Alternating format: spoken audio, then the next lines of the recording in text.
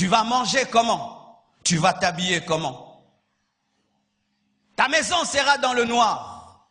Tu n'auras pas d'eau et tu n'as pas de puits. Comment auras-tu les vêtements? Comment feras-tu? Et pendant qu'à la maison on ne mange pas, tes enfants voient le voisin du quartier qui a eu la marque de la bête, il roule carrosse, il a la maison, il a l'électricité, ses enfants vont à l'école, tes enfants commencent à envier ceux qui ont la marque de la bête. Comme en ce temps-ci, il y a des chrétiens qui envient les occultistes. Et un jour, ton enfant revient, il a la marque de la bête, il revient avec un téléphone. Mais comment tu as acheté? J'ai pris la marque. Mais sache que la marque de la bête n'est pas seulement une puce électronique, c'est une puce reliée à des démons. Car la Bible dit que Dieu ne pardonne pas à celui qui a la marque. À qui Dieu ne pardonne jamais? Dieu ne pardonne jamais aux démons. Un homme qui a la marque de la bête est considéré comme un démon. Et un enfant rempli du diable vient dans ta maison. Qu'est-ce qu'il fera? Il peut te décapiter au nom de l'Antichrist. C'est alors que la Bible dit que je ne suis pas venu apporter la paix, mais l'épée. L'homme aura comme ennemi les hommes de sa propre maison, les personnes de sa propre maison. Pourrez-vous vivre en cette période-là? Pendant la tribulation, il n'y aura pas que la marque de la bête. Il y aura des guerres. Tout ce que vous voyez aujourd'hui, la Corée qui est en train de faire une arme biologique, tout ce que vous voyez aujourd'hui, des hommes intelligents, au lieu de créer des routes, créent des armes. Dernièrement, je suis sur Internet, bien aimé, je crois non, à la télé.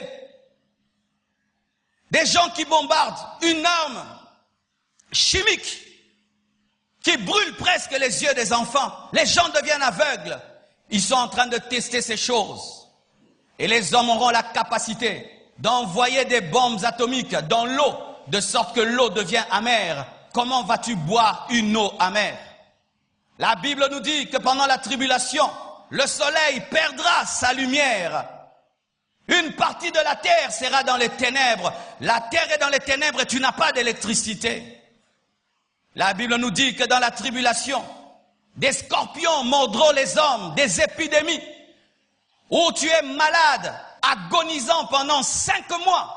Et tu demandes la mort fuit loin de toi. 5 mois d'agonie, rien qu'une malaria d'1 mois, voilà comment nous tremblons. Mais 5 mois de maladie, mais tu cherches la mort et la mort fuit loin de toi. Même si on te tue, tu ne meurs pas pendant 5 mois. Pourriez-vous vivre cela?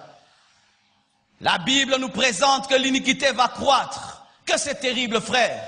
Pour ma part, logiquement, si Jésus-Christ revient, et je rate l'enlèvement, mais je me répands, et puis je commence à craindre Dieu, jusqu'à ce que les 7 ans soient passés, et que le millénium arrive. Mais la Bible nous dit que pendant la tribulation, le péché va grandir, de sorte que Golgotha sera appelé Sodome et Gomorrhe. Le lieu où Jésus est mort sera appelé Sodome et Gomorrhe. Le péché va grandir. Chers parents, vous voulez que vos enfants puissent vivre dans un cadre adéquat. Ne ratez pas l'enlèvement, parce que si Jésus s'en va, l'Église, plutôt si l'Église s'en va, le diable aura la permission de répandre ses démons comme jamais. Le monde deviendra une loge, car tous les hommes adoreront le dragon et la bête. Nous fuyons, je ne peux pas entrer dans la rose croix. Le monde entier deviendra une loge, car les hommes seront clairement des adorateurs du diable.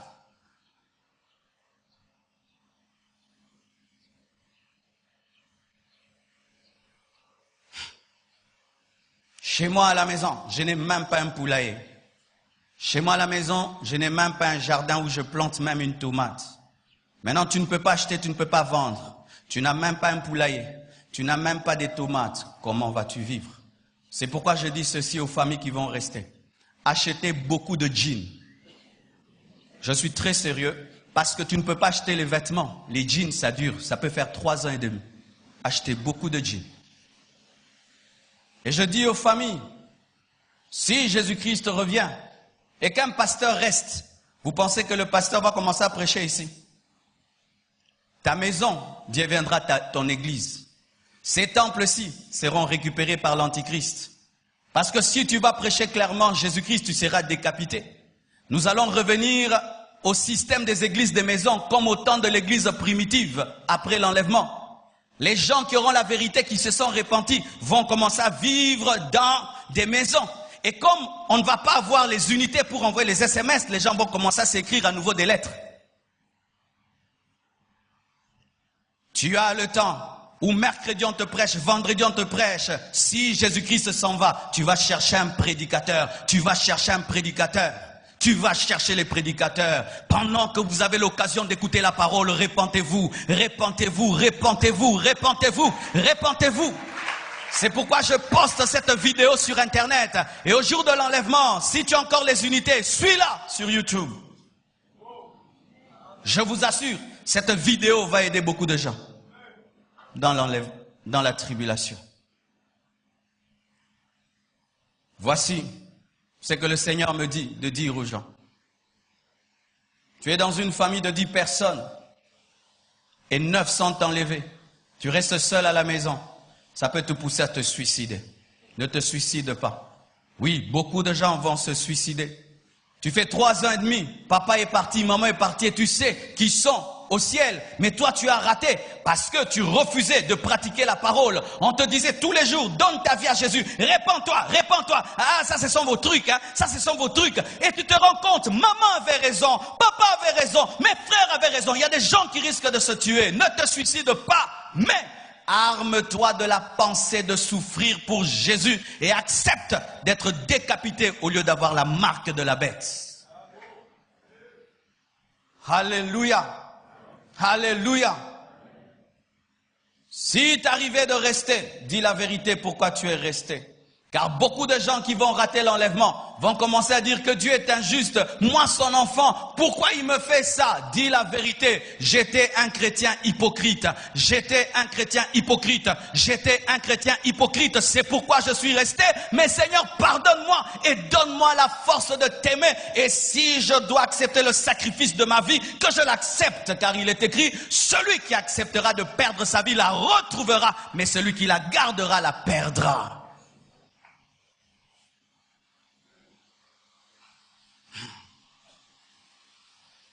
À présent, à vous qui marchez avec Dieu, à vous qui craignez Dieu, pourquoi avez-vous ce comportement et cette attitude envers les frères de vos familles? Vous venez vous écouter une telle parole à l'église et lorsque vous rentrez, vous continuez à vivre comme si vous n'avez rien entendu. Vos frères sont en danger, vos sœurs sont en danger. Cherchez à être des Noé. Noé, quand il a la révélation du déluge, il se bat pour que les gens entrent dans l'arche. Et quand tu as la révélation de l'enlèvement et des choses qui vont arriver, tu te bats à ce que tes frères puissent croire en Jésus.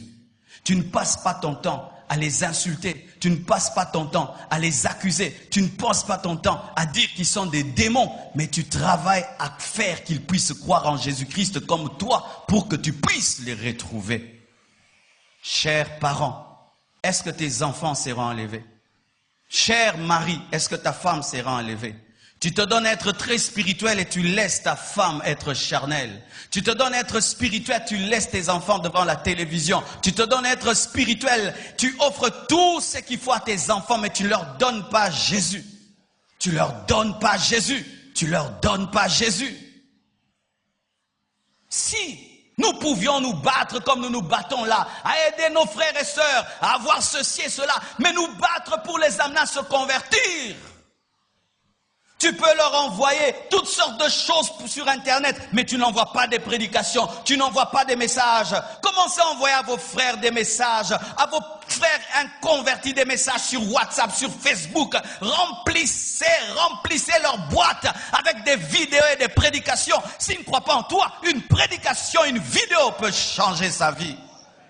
Mais qu'est-ce qui arrive? Je peux envoyer à un homme qui n'est pas de ma famille une vidéo de prédication, mais à mon propre frère, à ma propre sœur, nous n'arrivons pas à le faire.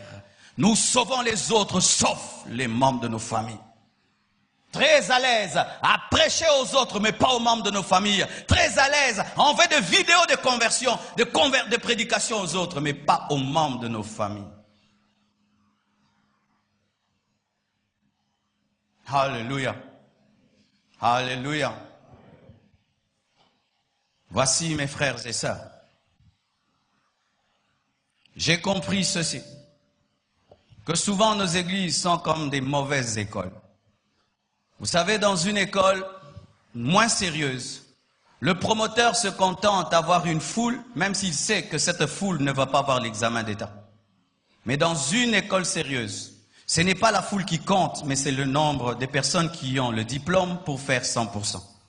Et dans une église, lorsqu'on est nombreux comme ça, et qu'on ne suit pas votre spiritualité, on est comme une école qui aime brandir, nous sommes autant d'élèves, mais après c'est le néant. Mais vaut mieux une petite école de 10 personnes, mais qui aura 100%, qu'une grande école de 1000 personnes qui aura néant. C'est pourquoi mes frères, si les hommes de ce monde sont intelligents, en matière d'éducation, à l'université, qu'est-ce qui se passe?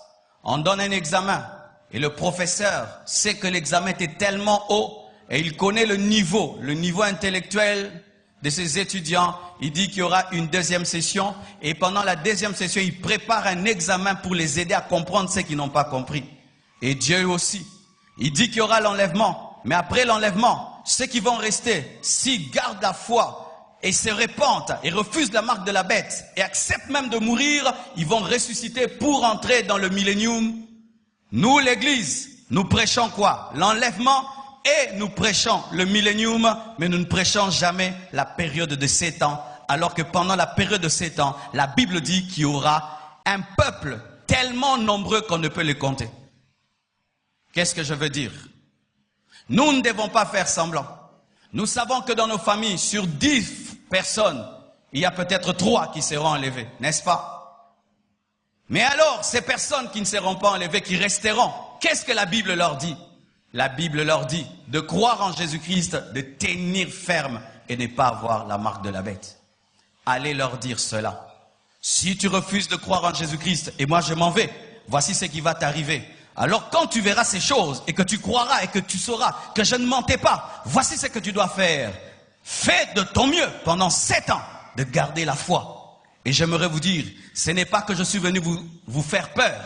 Je suis venu vous dire la vérité, car beaucoup entre nous, nous venons à l'église le dimanche. Mais tu vois, tu as un copain, tu t'enivres, tu me voles, tu triches, tu trompes, mais tu viens à l'église. Alors, nous avons des gens qui viennent à l'église, mais qui ne se préparent pas à l'enlèvement. Alors, comme ils ne se préparent pas à l'enlèvement, disons-leur la vérité, vous allez rester, mais faites attention, ne prenez pas la marque de la bête, répentez-vous.